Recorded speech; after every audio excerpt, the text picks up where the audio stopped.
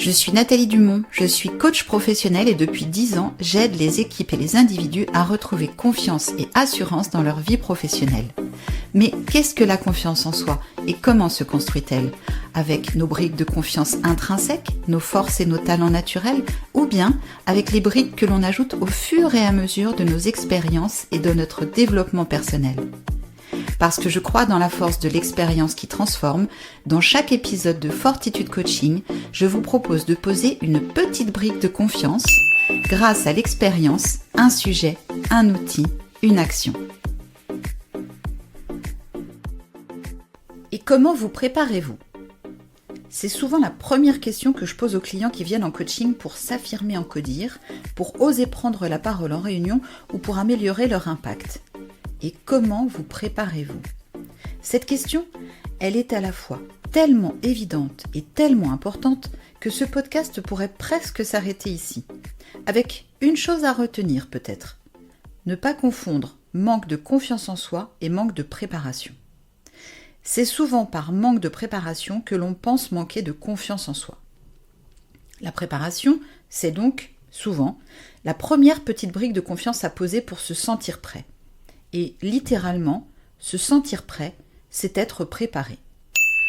Thomas Edison aurait dit que 90% du succès en affaires réside dans la transpiration, dans l'effort de préparation donc. En la matière, les modèles qui nous inspirent, ce sont bien sûr les champions. Combien de répétitions du swing pour Tiger Woods ? Combien de temps chez le psy pour Teddy Riner ?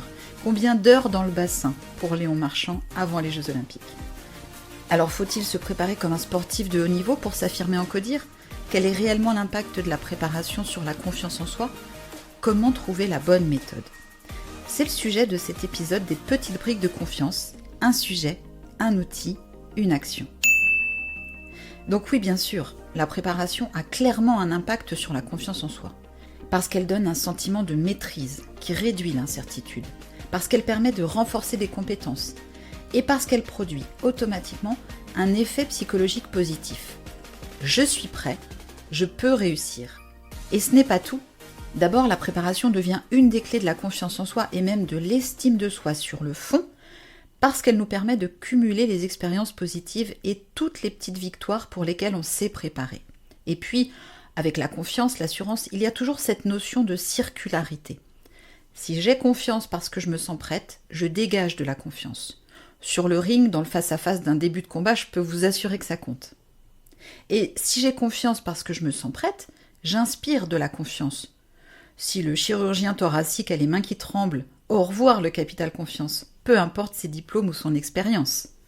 Et là aussi d'ailleurs, ne pas confondre compétence et confiance en soi. Sans la préparation, les compétences ou même le talent, ça ne suffit pas. Mais de quelle préparation parle-t-on ? La préparation mentale, la préparation physique, émotionnelle, technique, différents types de préparation, différents types de méthodes, des méthodes de préparation que l'on utilise en coaching, mais aussi tout simplement des méthodes de bon sens. En coaching, comme en préparation mentale des sportifs d'ailleurs, la PNL, la programmation neuro-linguistique, permet de se préparer avec des exercices de visualisation ou de modélisation. Pour les prises de parole, il y a aussi des méthodes comme la CNV, la communication non violente, ou la communication pyramidale, des protocoles qui permettent de développer l'assertivité ou l'impact. Et puis toutes les mises en situation en séance à base de répétition, de training ou de jeux de rôle par exemple. Et puis il y a aussi toutes les méthodes de bon sens, comme tout simplement se documenter, répéter ses prises de parole, préparer ses arguments. Le but n'est pas de les énumérer, mais plutôt quelle méthode choisir. En sport, la préparation consiste à établir un plan d'entraînement personnalisé. Parce que la préparation la plus efficace, c'est surtout celle qui correspond à vos besoins personnels, à votre ambition et à votre intention profonde. Nous sommes partis d'une question évidente. Comment vous préparez-vous ? Alors pour choisir la bonne méthode de préparation, l'outil simple que je vous propose, c'est une autre question. Et en l'occurrence, une question de coaching. À l'issue de cette étape, qu'est-ce qui fait que je serai satisfait ou satisfaite ? À l'issue de cette étape, qui peut être une réunion, un objectif à atteindre, un entretien important, je serai satisfait si je repars avec quoi ? Si j'ai réussi quoi ? S'il s'est passé quoi ? Si j'ai eu une prise de parole impactante ? Si je me suis sentie à l'aise, moins stressée que d'habitude ? Si j'ai réussi à boucler ma présentation dans les temps ? Ici, Avec cet outil simple, avec cette question, je vais savoir de quoi j'ai besoin pour me sentir prêt. Et je vais aussi aller chercher la motivation incitative, le moteur qui va me mettre en mouvement. Alors, une action, posez-vous la question. Pour la prochaine échéance, pour le prochain défi ou pour la prochaine réunion, posez-vous cette question. À l'issue de cette étape, qu'est-ce qui fait que je serai satisfait ? Imaginons que vous soyez inscrit pour une course, un 5 km, un marathon, un trek, peu importe. La préparation ne sera pas la même si vous visez un temps ou si vous visez une distance. Je serai satisfaite si je cours le semi-marathon en moins de 1h45. Je vais surtout travailler le rythme, le cardio, la récupération, avec des entraînements en fractionné par exemple. Je serai satisfaite si je vais au bout du semi-marathon sans m'arrêter une seule fois. Je vais privilégier l'endurance, favoriser des sorties longues en visant la distance des 21 km. Je serai satisfaite si le jour de la course, je suis sur la ligne de départ, si je ne suis pas blessée ou malade comme lors de mes 3 dernières tentatives. Dans ma préparation, j'ai besoin de travailler le mental et les émotions pour me libérer de ce qui, inconsciemment, m'empêche de courir. Alors pour préparer le prochain défi, la prochaine prise de parole, la prochaine réunion, une question. À l'issue de cette étape, qu'est-ce qui fait que je serai satisfait ? Et l'idée, c'est véritablement de quoi ai-je besoin pour me sentir prête ?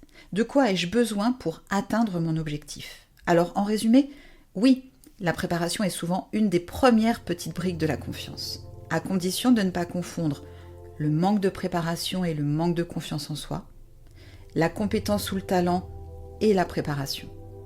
Retenons aussi l'importance d'un plan d'entraînement personnalisé avec l'idée que la préparation la plus efficace est celle qui correspond à nos besoins et à notre intention profonde.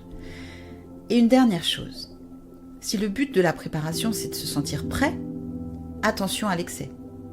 Attention à ne pas confondre maîtrise et contrôle. Attention à l'excès de préparation qui supprime la spontanéité ou la capacité à s'adapter, qui vise au perfectionnisme et qui peut avoir des conséquences extrêmement négatives, lui aussi, sur la confiance en soi. L'impression qu'on ne sera jamais suffisamment prêt, qui conduit à l'overdoing, au fait d'investir beaucoup plus d'énergie que nécessaire afin que tout soit parfait, irréprochable. Alors la recommandation sera de viser la préparation juste, la préparation suffisamment bonne, le good enough, avec un petit détour pourquoi pas par l'épisode 4 des petites briques de confiance. Good enough, une piste pour se libérer du syndrome de l'imposteur.